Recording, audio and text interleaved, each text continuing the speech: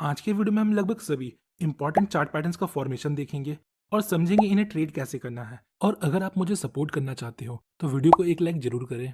तो chart pattern तीन तरह के होते हैं। रिवर्सल चार्ट पैटर्न मतलब वो चार्ट पैटर्न जिसके बनने के बाद मार्केट अपने ट्रेंड को चेंज कर सकता है।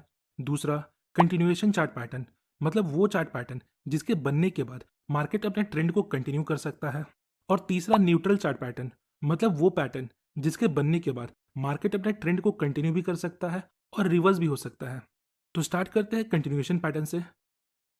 डबल टॉप पैटर्न, जब अप ट्रेंड के दौरान मार्केट हायर हाई बना रहा होता है बट लेटेस्ट प्राइस एक्शन के दौरान मार्केट थोड़ा नीचे आता है फिर वापस ऊपर जाता है, पर इस बार मार्केट अपने प्रीवियस हाई को ब्रेक करके न्यू हायर हाई बनाने में फेल होता है और अपने प्रीवियस हाई के पास रेजिस्टेंस फेस करके वापस नीचे आ जाता है।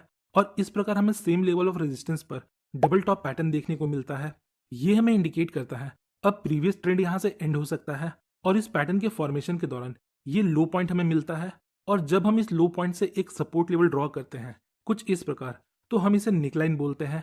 और जब ये निकलाइन ब्रेक होता है तब हम इसके बेस पर ट्रेड लेते हैं। हम यहाँ डायरेक्ट निकलाइन के ब्रेक पर एंट्री ले सकते हैं या फिर हम ब्रेकआउट के बाद एक पुल बैक पे एंट्री ले सकते हैं। याद रखिएगा ब्रेकआउट ट्रेड में वॉल्यूम बहुत इंपॉर्टेंट होता है। अगर ब्रेकआउट के समय हाई वॉल्यूम देखने को मिलता है तो ये हमारे लिए कंफर्मेशन का काम करता है। नेक्स्ट, स्टॉप लॉस हम यहाँ कहीं सेट कर सकते हैं और टारगेट के लिए हम इस डिस्टेंस का यूज कर सकते हैं। Next, double bottom pattern, down trend के दौरान मार्केट सपोर्ट लेकर थोड़ा ऊपर आता है देन फिर मार्केट नीचे जाता है, बट इस बार ये अपने प्रीवियस लो को ब्रेक नहीं कर पाता और अपने प्रीवियस लो के पास सपोर्ट लेकर ऊपर चला जाता है। तो इस प्रकार सेम लेवल ऑफ सपोर्ट पर मार्केट डबल बॉटम पैटर्न बनाता है। और जब हम इस स्विंग हाई से एक लाइन ड्रॉ करते हैं कुछ इस प्रकार, तो हम इसे नेकलाइन बोलते हैं।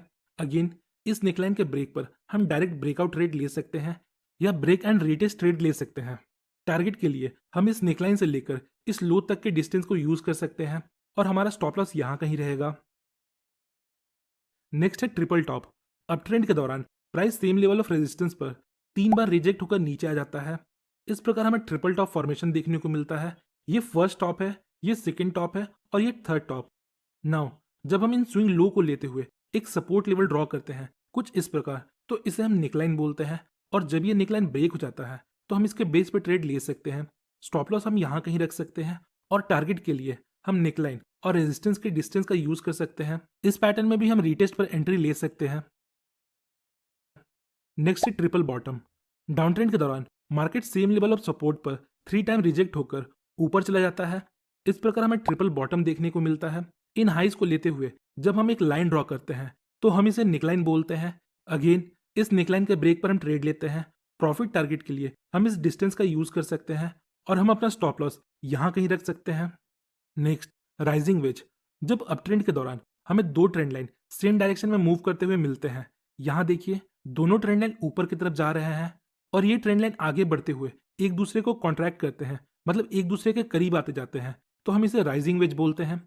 इसमें जो सपोर्टिंग ट्रेंड लाइन है वो रेजिस्टेंस से ज़्यादा स्टीपर होता है। इस पैटर्न के फॉर्मेशन के दौरान हमें वॉल्यूम में गिरावट देखने को मिलता है। नेक्स्ट, जब कोई red candle supporting trend line को ब्रेक करता है तो हम इसके लो ब्रेक पर वॉल्यूम का कंफर्मेशन लेकर ट्रेड ले सकते हैं। इस पैटर्न का यूज ट्रेडर्स अपने लॉन्ग पोजीशन से एग्जिट होने के लिए करते हैं या शॉर्ट पोजीशन बनाने के लिए भी करते हैं। नेक्स्ट है फॉलिंग वेज। जब डाउन ट्रेंड के दौरान हमें दो ट्रेंड लाइन नीचे की तरफ जाते हुए मिलते हैं और ये ट्रेंड लाइन आगे बढ़ते हुए एक दूसरे को कॉन्ट्रैक्ट करते हैं, मतलब करीब आते जाते हैं, तो हम इसे फॉलिंग वेज बोलते हैं।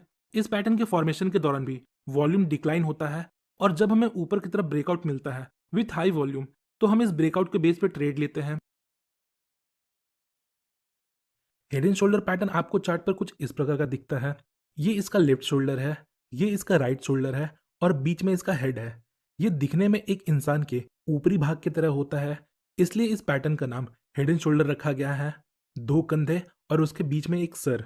नाउ अब इस पैटर्न को ब्रेक करके इसके फॉर्मेशन को समझते हैं।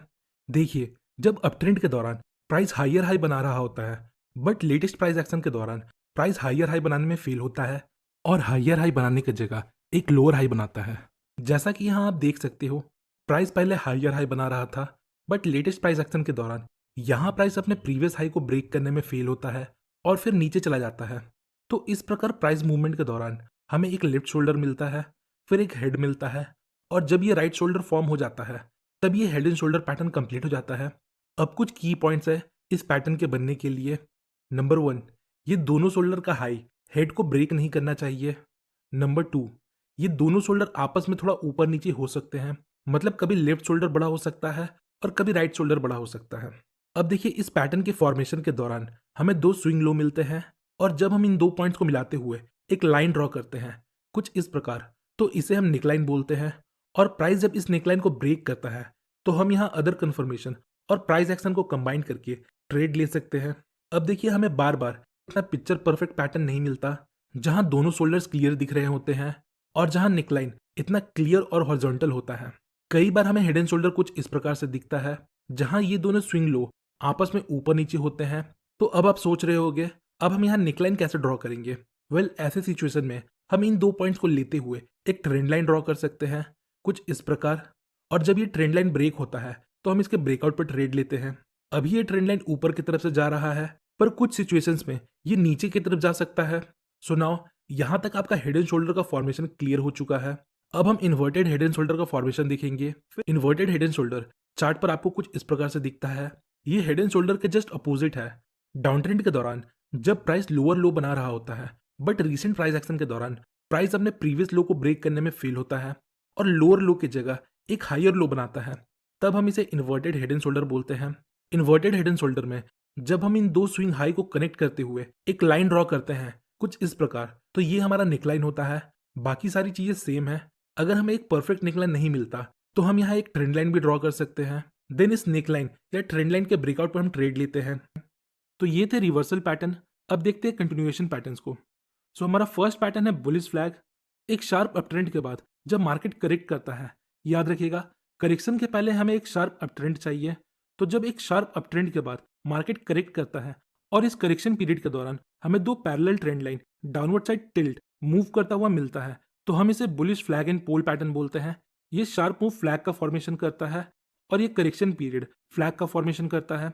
ट्रेंडिंग मूव के दौरान वॉल्यूम हाई होता है, फिर इस करेक्शन में वॉल्यूम लो होता है, और जब मार्केट ऊपर की तरफ हाई वॉल्यूम के साथ ब्रेकआउट देता है तो हम यहाँ लॉन्ग ट्रेड ले सकते हैं।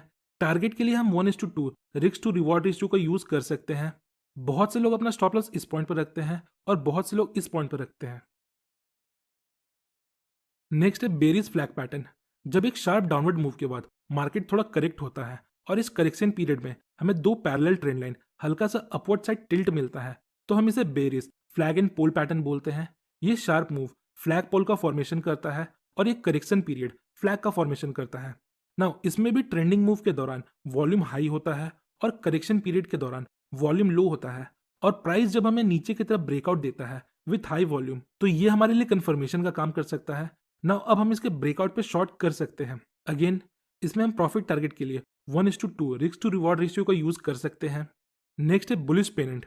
ये pattern same bullish flag pattern के कॉन्सेप्ट पर काम करता है, बस बुलिश फ्लैग में हमें करेक्शन के समय दो parallel trend line downward side tilt मिलता है, और पेनेंट पैटर्न के फॉर्मेशन के दौरान हमें दो ट्रेंड लाइन एक दूसरे के अपोजिट मूव करते हुए मिलते हैं।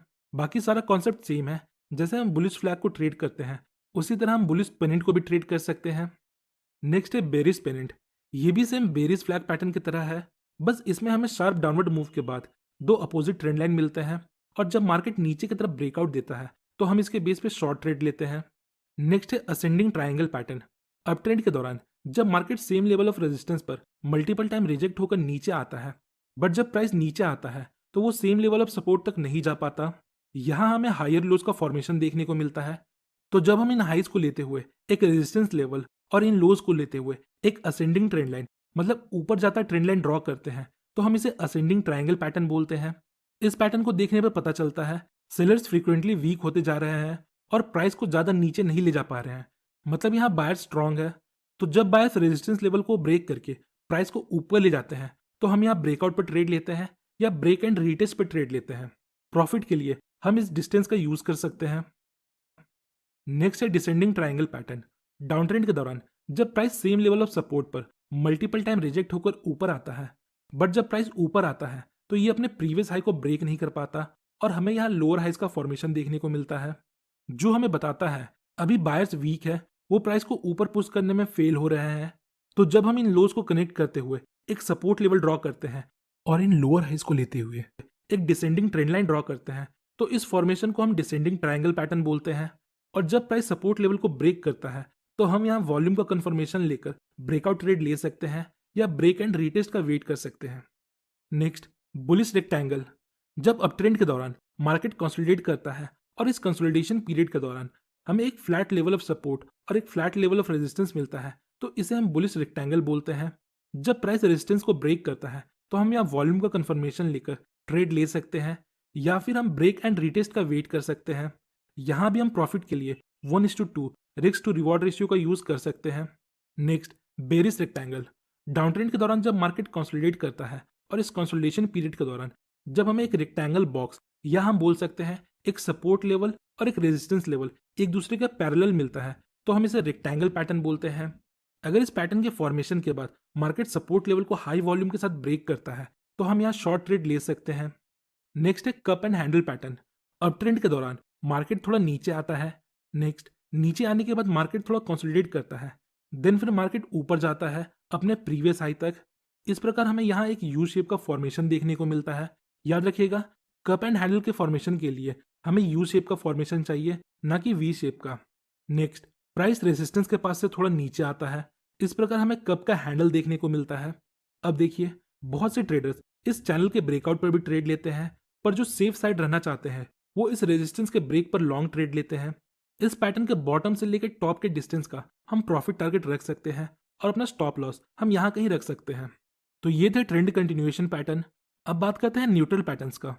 तो हमारा नेक्स्ट पैटर्न है सिमेट्रिकल ट्रायंगल पैटर्न। ये पैटर्न हमें चार्ट पर कुछ इस प्रकार से दिखता है। इसमें प्राइस वाइड रेंज से नैरो रेंज में शिफ्ट होता है और इस कॉन्ट्रैक्शन के दौरान हमें दो अपोजिट ट्रेंड लाइन मिलता है जो आगे बढ़ते हुए एक दूसरे को कॉन्ट्रैक्ट करते हैं। अब देखिए, इस पैटर्न में मार्केट जिस भी डायरेक्शन में ब्रेकआउट या ब्रेकडाउन देता है हम उसके बेस पर ट्रेड लेते हैं। अगर मार्केट नीचे की तरफ ब्रेक करता है तो हम शॉर्ट करते हैं और अगर मार्केट ऊपर की तरफ ब्रेक करता है तो हम लॉन्ग जाते हैं। आप सोच रहे होंगे ये तो पेनेंट की तरह है, but pennant come time period के कंसोलिडेशन के दौरान बनता है और सिमेट्रिकल ट्रायंगल ज्यादा टाइम पीरियड के दौरान बनता है। और पेनेंट पैटर्न के लिए शार्प मूव मैंडेटरी है, पर सिमेट्रिकल ट्रायंगल के लिए शार्प मूव मैंडेटरी नहीं है। अब देखिए, बहुत से ट्रेडर्स असेंडिंग ट्रायंगल और डिसेंडिंग ट्रायंगल को न्यूट्रल पैटर्न की तरह ट्रेड करते हैं, पर मैं आपको सजेस्ट करूंगा आप उन्हें कंटिन्यूएशन पैटर्न की तरह ट्रेड करें। इससे हमारे विनिंग के चांसेस बढ़ जाते हैं। मैंने इन सभी पैटर्न्स के ऊपर सिंगल डिटेल वीडियो बनाया है। बेटर अंडरस्टैंडिंग के लिए आप उन वीडियोस को देख सकते हो। उन वीडियो का लिंक आपको डिस्क्रिप्शन में मिल जाएगा। सो होपफुली गाइस आपको इस वीडियो से थोड़ी इन्फॉर्मेशन मिली होगी।